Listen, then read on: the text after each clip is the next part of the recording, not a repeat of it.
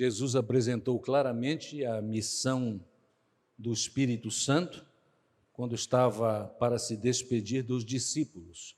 Eu quero ler o texto de João 15, a partir do verso 26 e entrando pelo capítulo 16. As palavras são estas: Quando vier o Consolador que eu vos enviarei da parte do Pai, o Espírito da verdade que procede do Pai, esse dará testemunho acerca de mim, e vós também dareis testemunho, porque estáis comigo desde o princípio.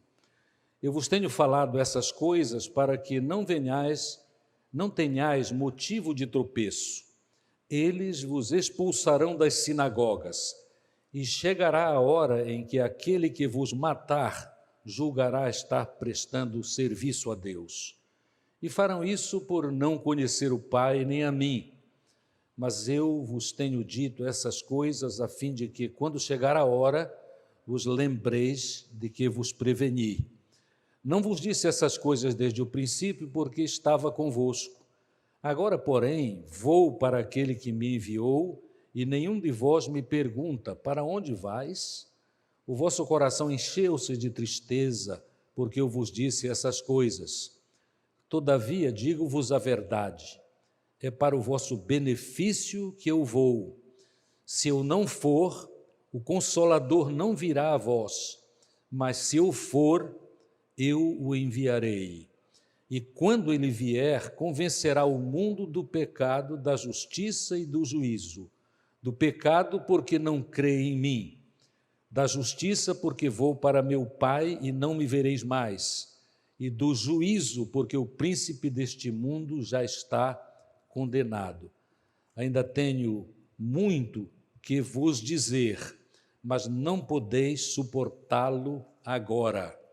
Quando, porém, vier o Espírito Santo da verdade, ele vos conduzirá a toda a verdade, e não falará de si mesmo, mas dirá o que tiver ouvido e vos anunciará as coisas que hão de vir.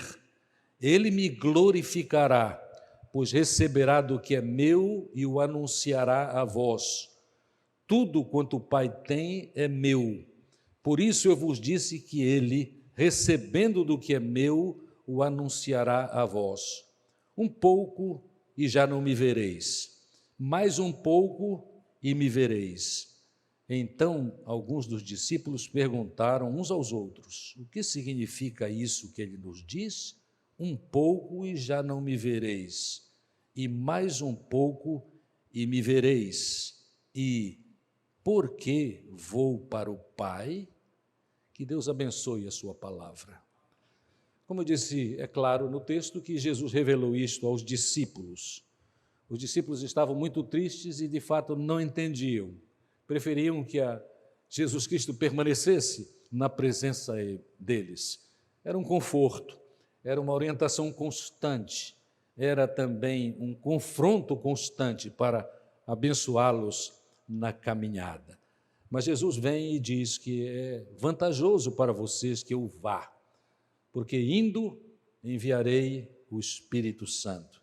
E ele cumpriu, como sabemos, a promessa. O Espírito Santo é chamado na língua grega de Paráclitos. Paráclito é aquele que está ao lado. Há uma expressão muito interessante, uma afirmação interessante: ele é o nosso advogado. Nós pecamos e ele vem e nos defende, nos protege, nos ajuda, leva-nos a experimentar a justiça, no caso, a justiça de Deus. Aquilo que Jesus já fez, eu quero acrescentar. É interessante nós observarmos que, de maneira clara, este texto diz que a missão do Consolador, a missão do Santo Espírito de Deus é dar testemunho de Jesus. Devemos entender assim, confirmar quem ele é. A ideia é, ele é o Salvador, ele é o único Salvador. Os discípulos também seriam levados, depois de entender e participar da missão, concordar com a missão do Espírito, eles também confirmariam quem Jesus era, por causa de suas próprias convicções. É interessante que nós temos outros textos nas Escrituras, por exemplo, em Atos, onde a palavra diz assim: e recebereis poder ao descer sobre vós o Espírito Santo, então sereis minhas testemunhas. Verdadeiramente, se nós não recebemos o poder do Espírito Santo de Deus e recebemos como cremos, é uma mensagem clara do Novo Testamento, é só depois de termos recebido que realmente temos poder para testemunhar. Esta verdade é muito importante quando estamos, mais uma vez, empenhados em esforços para levar o Evangelho às outras pessoas. Então, o Espírito Santo tem como sua missão, a primeira que estou citando neste texto, é dar testemunho de Jesus, o que daremos também, porque esta é a nossa missão. Mas é, como vimos no texto, convencer o mundo, convencer as pessoas sem o Espírito de Deus, especialmente sem experiência com Deus, os perdidos. Convencer tem a ver com a tarefa do Espírito de expor os fatos à nossa mente e ao nosso coração, por meio de seus mensageiros, que pregam verdadeiramente a palavra. E convencer da verdade.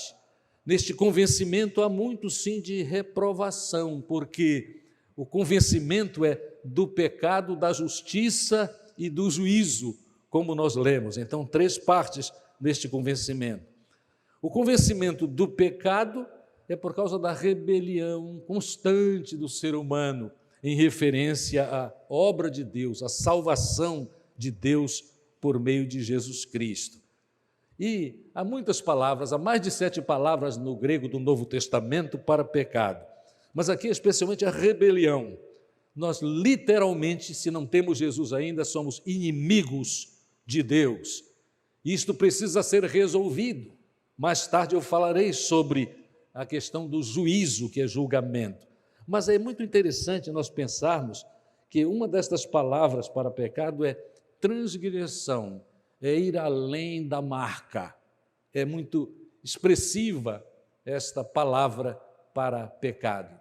Deus diz, vá até aqui, e nós vamos além, nós infringimos a lei de Deus.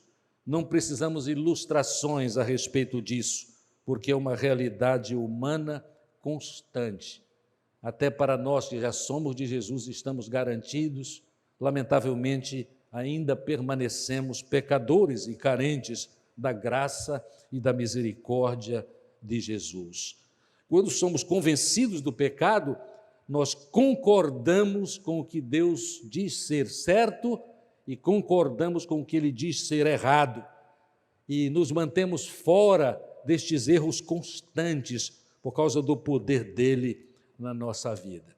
É importantíssimo todo o tempo que seres humanos tenham esta convicção de que todo pecado é contra Deus. Para reforçar a ideia, lembremos-nos do rei Davi, no tempo da sua desgraça moral, quando pecou, adulterou com Batseba. Quando ele caiu em si, ajudado pelo profeta do Senhor, ele termina orando assim: contra ti somente pequei e fiz o que era mal aos teus olhos. Notem a convicção dele. A menos que tenhamos esta convicção, não temos o poder de Deus que precisamos para a vida e para o cumprimento do nosso ministério, como servos de Jesus Cristo, pregando o Evangelho. Mas notem que a palavra de Deus diz assim: o Espírito Santo de Deus convence do pecado, como já vimos, mas também da justiça. A questão de convencer da justiça tem a ver com o fato de que Jesus é o exemplo principal de justiça. Ele é o justo, o único justo. Só há Jesus, o único justo que cumpre a pena em nosso lugar. E cumprindo a pena em nosso lugar no seu sacrifício, ele satisfaz a justiça de Deus. Deus não é como a nossa justiça, que às vezes passa a mão por cima do criminoso, por alguma razão, até porque às vezes maus juízes vendem a libertação dos criminosos. Não. Jesus, Deus é justo, E Jesus veio e pagou o preço para que nós fôssemos chamados servos de Deus e servíssemos a Deus, fôssemos justificados do nosso pecado. Ele morreu em nosso lugar. Então, o Espírito Santo de Deus nos convence do pecado e nos convence da justiça, à nossa disposição por causa do sacrifício de Jesus, mas o terceiro ponto é importantíssimo, nos convence do juízo. O convencimento do juízo por parte do Espírito Santo é o convencimento do julgamento, que é consequência. Aliás, nós podemos até dizer, uma palavra mais forte, a condenação que já está sobre todo ser humano, porque ele é pecador. Amados, o julgamento é uma consequência, a condenação é uma consequência do pecado. Nós sabemos desta verdade. Quando sabemos, é porque o Espírito já trabalhou no nosso coração e nos convenceu. É importante lembrarmos que o julgamento de Deus ocorre também aqui. Nós sabemos disso. Muitos de nós temos experiência com o sofrimento íntimo, né? A inquietação na nossa alma quando vamos de encontro às orientações de Deus. Mas é mais pesado do que isso ainda, né? Não é, há julgamento aqui, mas enquanto estamos sendo julgados e condenados pelos nossos malfeitos aqui, já sofremos, mas é intensificado isto, porque na eternidade, segundo as Escrituras, nós seremos formalmente e terminantemente condenados a não ser, na verdade, permaneceremos condenados, porque o homem já está condenado aqui. A misericórdia é que há uma solução para isso, quando aceitamos a justiça do Senhor, de Deus, por meio do Senhor Jesus Cristo. É que nós seremos condenados. Esta palavra é a condenação não apenas aqui, mas a condenação no além. O texto do apóstolo Paulo aos Tessalonicenses, estaremos para sempre separados do Senhor, é o que o teu texto quer dizer. Recentemente, estudando outros assuntos das Escrituras, eu me deparei com uma história interessante de um ateu que, num determinado país onde as colheitas ocorriam antes do mês de outubro, ele, porque não cria em Deus, começou a desfazer dos crentes, que eram em grande número na sua comunidade agrícola, e ele dizia para eles numa reunião: eu faço tudo o que vocês não fazem, vocês dizem que é errado, eu faço. E ele alistou muitas coisas que eram o seu pecado e que os crentes piedosos não cometiam. E ele disse: mesmo assim, eu venho sendo abençoado. Não falou em Deus porque ele era ateu. Eu venho sendo abençoado. As minhas colheitas são maiores do que a de vocês. E alguém naquela comunidade disse para ele assim: seria muito interessante você lembrar que o julgamento de Deus não ocorre sempre em outubro. Vocês entenderam, né? Não ocorre sempre em outubro. Quer dizer, em outubro ele estava vendo os celeiros dele todos cheios, dizendo assim: olha, não tem nada disso, não tem Deus, não existe nada disso, não existe julgamento. Eu continuo muito mais rico do que antes. E ele foi lembrado deste julgamento. Deus nos abençoe para que, por causa da ação do Espírito de Deus em nós temos a consciência de que Ele é quem nos convence.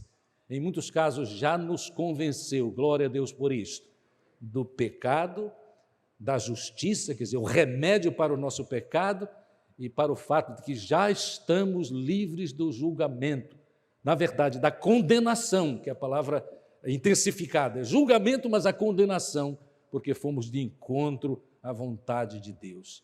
É maravilhoso quando, pensando sobre estes assuntos, nós já temos algum conhecimento da palavra e lembramos o texto que diz assim, é da palavra do apóstolo Paulo: portanto, agora não há nenhuma condenação para os que estão em Cristo Jesus. Isto tem a ver com sua vida e com a minha vida, de crentes em Jesus Cristo. Lamentavelmente ainda pecadores, né? Pecado é a nossa natureza, mas o Espírito já trabalhou em nós e nos convenceu. Nós fomos convencidos, nós tomamos a decisão correta e estamos livres de toda a à condenação. Mas, amados, não é só isso, não. Jesus continuou explicando, e no verso 13 nós temos uma expressão muito interessante. Eu leio o texto porque faz alguns minutos que nós o lemos. Quando, porém, vier o Espírito Santo da verdade, ele, o Espírito Santo da verdade, vos conduzirá a toda a verdade. Ele não falará de si mesmo, mas dirá o que tiver ouvido e vos anunciará as coisas que hão de vir. Toda a verdade. Por aí esta conversa na nossa cultura já há bom tempo, né? Não há verdade. Cada um tem a sua. Não é assim, sabemos, né? A verdade é a verdade de Deus, a verdade de Deus, sobre pecado, justiça e juízo, mas sobre tantas outras realidades, sobre como eu devo viver, o que faço para agradar a Deus, o que desagrada a Deus, como fugir do pecado,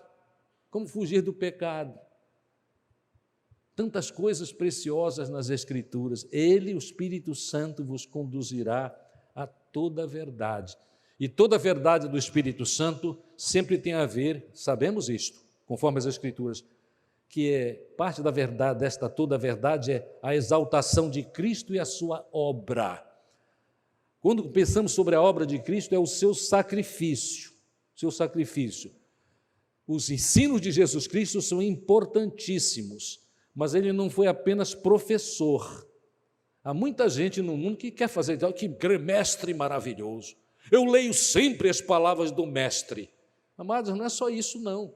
Ele é mestre por excelência, mas ele é salvador. Ele pagou o preço. Nos termos da mensagem de hoje, bem consolidado nas Escrituras, ele praticou toda a justiça exigida por Deus para a salvação dos homens, pecadores, perdidos, condenados. Amados, o Espírito Santo exalta a obra de Jesus Cristo, exatamente para que nós sejamos impelidos, motivados para aceitá-lo como Senhor, por obra pura da graça e da misericórdia do Senhor. Exaltando o Cristo, o Espírito Santo exalta a sua autoridade. Se Jesus não for autoridade na nossa vida, não há esperança para nós. E a autoridade de Jesus Cristo se revela nas Escrituras, ele dá ordens. Uma delas é indo por todo o mundo pregar o Evangelho a toda criatura. Ele deve ser autoridade nisso. E com certeza há diferença em maneiras como nós cumprimos esta vontade de Deus na nossa vida. A experiência humana é individual, isto é um mistério, não é? Não importa quantas pessoas são numa família, seus próprios filhos são diferentes uns dos outros, não é? Uns são mais intensos na sua vida, outros são menos intensos, mais calmos. Eu lembro muito bem uma expressão da minha mãe, ela tinha por volta de 95 anos, e um dia ela veio conversar comigo preocupada com a minha vida. As mães são preocupadas com os filhos, né? Eu já era pastor há muito tempo. Aí ela disse assim: Norton, eu queria saber uma coisa, por que tu és tão diferente do teu irmão? Aí eu olhei para ela e disse assim: é porque eu não sou ele, é só por isso, eu não sou ele. É tão maravilhoso quando você sabe quem você é, e você sabe naturalmente, porque sabe quem você é, você precisa de mudanças na sua vida. Até o final da vida é assim, eu continuo assim, você deve continuar assim também, eu creio que continua, né? Simples, sim, progredindo, mas você não é o outro, você é você, só, e nunca pode ser diferente, né? Porque senão você viverá muito mal, todo o tempo querendo ser o que você não é, querendo ser o que você não tem como ser, por causa de suas experiências pessoais, por causa de suas escolhas, por causa do seu, americano diz assim, o seu make-up, aquilo que você é, lá dentro. Hoje em dia, muita gente buscando conselheiro, pastor, padre, psicólogo e psiquiatra, porque não se aceita. Mas a maneira de nos aceitarmos mesmo, que somos, e sem perder de vista o fato de que nós estamos crescendo. Eu não sou hoje o que eu era quando cheguei aqui, aos 33 anos, no meu primeiro ministério. Graças a Deus. Eu aprendi com os embates da vida. Não caio mais em certas ciladas, onde quase caí. Não caí por misericórdia de Deus. aquelas coisas do Espírito, que o Espírito vem e diz assim, não faça isso, não entra dessa, não afirma isto publicamente, não ofende os outros, coisas assim. Todos temos experiências assim, mas, amados, o Espírito Santo exalta a obra de Cristo, o Espírito Santo exalta a autoridade de Cristo e nos ensina verdades que são puro encorajamento para nós entendermos que Deus é por nós, trabalha em nós e conosco, para que nós nos aproximemos mais e mais do que é a sua vontade. A ação do Espírito Santo de Deus na nossa vida é poderosa. E porque é imprescindível vivermos no Espírito, a palavra do apóstolo Paulo em Gálatas 5 é andai no Espírito e assim não cumprireis as coisas erradas que são próprias da natureza meramente humana, sem a intervenção e a bênção de Deus. Sabe por que o cuidado? Porque há duas realidades que a palavra de Deus chama a nossa atenção. Uma é que, se nós não nos entregarmos a Jesus e a ação do Espírito na nossa vida, nós entristecemos o Espírito. Entristecemos o Espírito. Vale a pena irmos ao texto, né? O texto é precioso. Efésios capítulo 4, versos 30 e 31. 4, 30 e 31. Diz assim, Gálatas não, Efésios. A minha Bíblia tem 30 e 31. Notem, e não entristeçais o Espírito de Deus, com o qual fostes selados para o dia da redenção. Uma palavrinha para a bênção na nossa vida. Sabe quando nós fomos selados? Quando nós cremos. A Bíblia não ensina em lugar nenhum que é quando a gente foi selado quando falou línguas de êxtase. Absolutamente, né? Nós fomos selados quando cremos, ouvimos e cremos por causa da ação do Espírito na nossa vida, que nos mostrou que, de fato, nós somos pecadores, precisamos de Jesus, sem isso estamos perdidos, né? Então, olha, não entristeçais o Espírito, toda amargura, cólera, ira, gritarias e blasfêmias sejam eliminadas do meio de vós, bem como toda maldade. Quando nós cometemos aquelas coisas erradas, nós entristecemos o Espírito, porque o Espírito sabe que há poder para nós não fazermos o que é errado. É muito interessante esta questão. Não entristeçais o Espírito Santo de Deus. Sabe uma forma como nós podemos entristecer o Espírito Santo de Deus? É quando nós não aplicamos os nossos dons e talentos como Deus quer que nós os apliquemos. Porque quando nós usamos aquilo que Deus nos deu para produzir a sua vontade no mundo, a começar das nossas famílias, irmãos, isto entristece ao Senhor, porque Ele deu os dons e dá os talentos para nós, a fim de que nós cumpramos a missão. E os dons são diferentes. Novamente aquela questão, você não é o outro, você não é o seu irmão ou a sua irmã, você é você mesmo. Você recebeu dons especiais. Dom é uma capacitação para cumprir a obra de Deus, onde você está. E quando nós não usamos os dons, nós entristecemos o Espírito. E sobre os dons, se estamos entristecendo o Espírito, precisamos mudar, porque é grande a satisfação quando naquilo que nós somos, com aquilo que nós temos, nós fazemos a vontade de Deus e vemos os resultados disso. Eu fiquei meditando a respeito da alegria no coração de pai e mãe da irmã Débora, que deu testemunho há pouco, porque eles cumpriram a missão, cuidando da filha. É a alegria que muitos de nós, pela misericórdia de Deus, temos experimentado, né? Vale a pena. Se entregar ao Espírito Santo de Deus, reconhecer pecado, justiça e juízo, e entregues a Deus, usar dons e talentos, muitas vezes de maneira simples, né?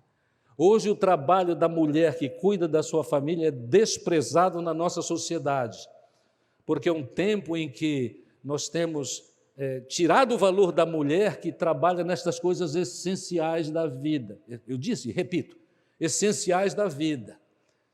É lamentável quando uma mulher profissional abandona, não é preciso, e graças a Deus muitas não abandonam, mas abandona toda a sua ação, levando os seus filhos ao conhecimento de Jesus, por causa do único, exclusivo, portanto desequilibrado interesse na vida profissional. Porque pessoas que fazem assim nem demora, e eu e minha esposa conhecemos muitos exemplos disso, nem demora, quando os filhos estiverem perdidos, sem convicção de pecado, justiça e juízo, e estiverem sofrendo e fazendo sofrer, será tarde demais.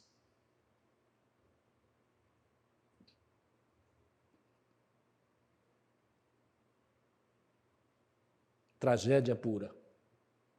Tarde demais, não para Deus, mas para a profissional. Para o profissional, porque homens podem correr no mesmo problema. Amados, não entristeçamos o Espírito, não entristeçamos o Espírito. E muito menos, há uma outra palavra que diz assim, não apagueis o Espírito. Realmente esse negócio de apagar o Espírito, eu entendo que é tradução errada, viu, irmãos? Com todo respeito. É uma luta traduzir a palavra de Deus. Eu tenho lido muitas vezes a angústia, a luta incessante de tradutores. Porque uma coisa é traduzir e outra é interpretar.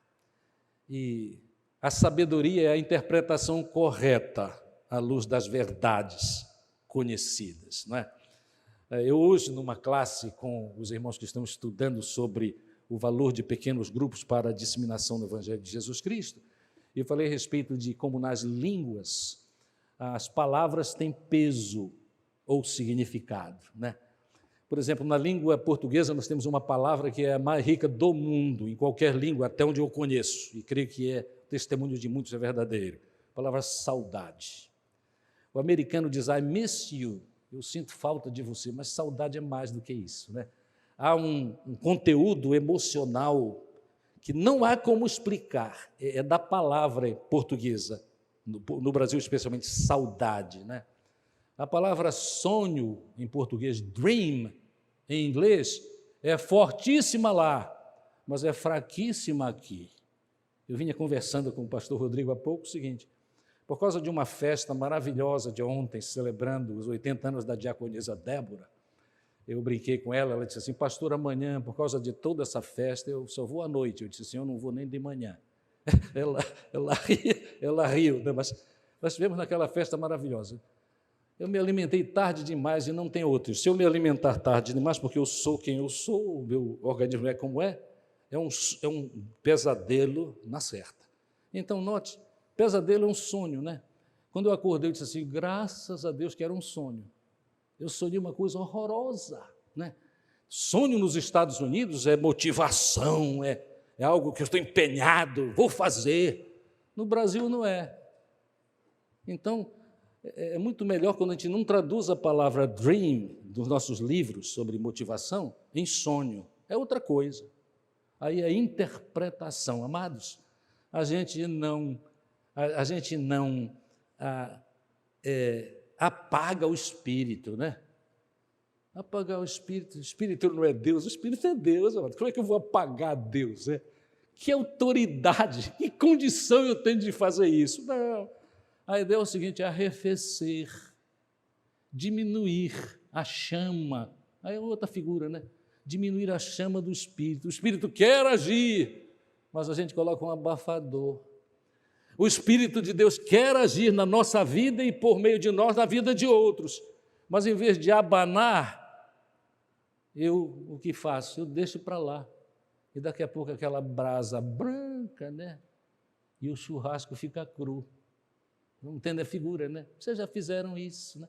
Não, ninguém apaga o Espírito, mas há um problema em arrefecermos o Espírito, porque nós sofremos, porque não cumprimos a nossa missão se não dermos a devida atenção à obra do Espírito Santo de Deus para o cumprimento da sua vontade. Então, o que fazer mediante estas verdades das Escrituras? Vamos nos entregar ao Espírito Santo. Vamos aceitar as ordens, hoje, as ordens do Espírito, que nos diz quem Jesus é, o que veio fazer e a nossa parte neste processo. O apóstolo Paulo diz assim, enchei-vos do Espírito. A melhor maneira é assim, sede cheios do Espírito, porque isto é uma coisa que não é a minha ação, é a ação de Deus por meio intermédio. A questão aqui é passiva, porque é Deus quem trabalha, mas Ele trabalha por nosso intermédio, nós somos instrumentos de Deus.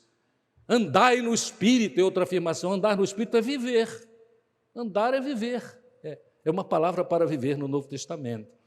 E aí, quando nós fazemos assim, amados, nós temos coisas muito especiais. Notem só, nós temos uma comunhão real com Deus. Aí não é só aquela questão do ritualzinho meu. Estou acostumado à igreja de manhã e de noite, desde criança, de manhã, de tarde, de noite, domingo de manhã e de tarde. Quando eu era garotão, na tarde, culto, de manhã e de noite. À tarde, alguma atividade evangelística. E a pé para fazer isso. Alguns de vocês fizeram assim, né? Quarta-feira na igreja. Quinta-feira na igreja, sexta-feira na igreja, sábado com a juventude, né? Mas que isso não se torne um ritual. É por causa da comunhão com Deus e os resultados disso na nossa vida e vida dos outros. Comunhão real, resultado do Espírito Santo. Outra, purificação constante. Purificação constante. Luta contra o pecado todo dia. Eu tenho uma ilustração fabulosa sobre isso. Existe um caramujo chamado caramujo africano, que de alguma sorte, há alguns anos, chegou no Brasil. Uma abençoada irmã da nossa igreja, um dia visitando a minha casa, viu o caramujo africano e disse: pastor, o senhor sabe o que é que a gente faz para esse caramujo, para acabar com a peste? Eu disse: não. Ele disse assim: pastor, separe numa vasilha sal, esse sal comum, e jogue neles e veja o que acontece. Eu era totalmente ignorante desta solução. Amados, sabe o que é que acontece com o caramujo? É isso mesmo, ele se desfaz. E é na hora, não é daqui a 5 minutos, não. Acontece assim, na visão, né? Muito bem, aí eu me dei o trabalho, me motivei para isso, inclusive acordando cedo, enquanto eles estão em plena ação, por causa do frio da noite, né? Não sabe como é. Aí comecei a matar caramujo. Primeira vez, 80. Segunda, 50. A próxima, 45. Mas foi baixando devagar, mas foi baixando. E agora é assim, 2 ou 3. E às vezes semana, estou falando de coisa agora. Ontem eu matei mais 2 que apareceram. Pecado é assim, amados. É todo dia. Todo dia. Somos surpreendidos com sugestões do diabo para tirar-nos do foco e da qualidade de vida, sem o que não há testemunho nenhum, sem o que não adianta o ritual de vir à igreja. É assim. Pecado tem de ser tratado como caramujo africano. Não esqueçam essa. É todo dia. Aconteceu uma sugestão para o mal, sal nele. Vamos entenderam? Sal nele. E com certeza a minha palavra vai fazer com que os irmãos se livrem desta peste. Só que o pecado a gente não se livra de todo por causa da natureza. Então a luta tem de ser constante. E olha, a vitória é certa. Eu toda manhã, quando eu ando assim, volto da casa, às vezes 6 horas da manhã, é uma prática, todos nós temos hábitos, né? Aí eu vejo nenhum, eu me regozijo no Senhor. Que maravilha! Nenhum, estou sendo vitorioso. Olha, a purificação da nossa vida tem de ser constante. É Deus quem garante isso. Porque quando nós cremos em Jesus como nosso único e suficiente Salvador, e Ele foi para o Pai, os discípulos de início ficaram tristes, mas dizendo: olha, é para o bem de vocês, porque eu vou enviar o Espírito Santo. É verdade, nós não entendemos esta questão das relações entre Pai, Filho e Espírito Santo. Quem somos nós? Quando eu era pastor bem novo, uma vez eu recebi uma incumbência, inclusive, da minha sogra, que cuidava das mensageiras do rei em Belém do Pará, para ensinar a doutrina do Espírito Santo. Eu nunca sofri tanto. Como é que você vai ensinar, especialmente para adolescentes, ou para qualquer um, sobre as realidades da inter-relação entre Pai, Filho e Espírito Santo? Graças a Deus que nós sabemos que Pai, Filho e Espírito Santo, Deus assim se manifesta. São as 3 pessoas da divina Trindade.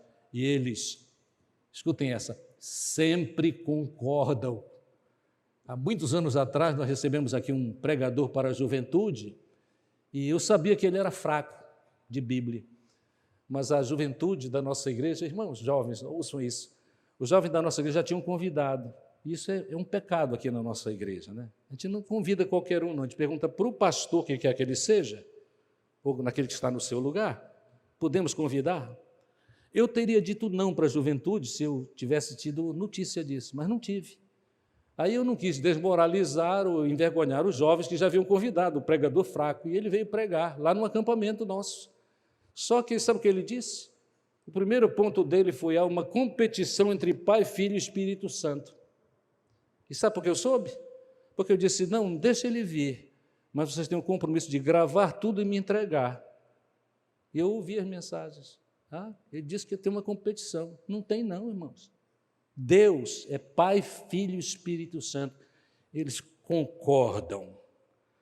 Jesus foi para o Pai, mas enviou. É difícil entender isso, mas ele enviou. O fato é o seguinte: o Espírito Santo veio porque Jesus enviou. Eu só quero deixar um ponto muito claro aqui no término da minha mensagem. Ele já veio. Ele já veio. A obra dele já ocorre. E é necessário, então, levarmos a sério este texto de Jesus, para conforto dos discípulos, e que tem tudo a ver com o crescimento real da igreja. Não adesismo. Só ele chegou lá e gostou da comunhão e está lá, não. Para o crescimento da igreja séria, que faz a vontade de Deus, espera o tempo de Deus para ter os resultados, dando então nesta realidade transformação de muitas vidas, como Deus já, por misericórdia, transformou a nós. É maravilhosa a frutificação do Espírito na vida de quem leva a sério o poder de Deus no seu Espírito. Sim, porque Gálatas 5, como os irmãos estão todos esperando, e eu não frustraria os irmãos não citando Gálatas no capítulo 5, que diz assim: o fruto do Espírito. Olha só a bênção. O fruto do Espírito é tudo aquilo que nós precisamos: amor, alegria, paz. O mundo todo precisa disso, e nós temos. Paciência, haja paciência, irmão. Mas é o Espírito que dá. Benignidade, bondade, fidelidade, mansidão. E aí vem um que é assim, englobando tudo, né? Domínio próprio. Domínio próprio. A maioria das desgraças da vida de quem já conhece um pouco de Deus, está começando a se entregar a Ele, falta domínio próprio. É Deus quem nos dá domínio próprio.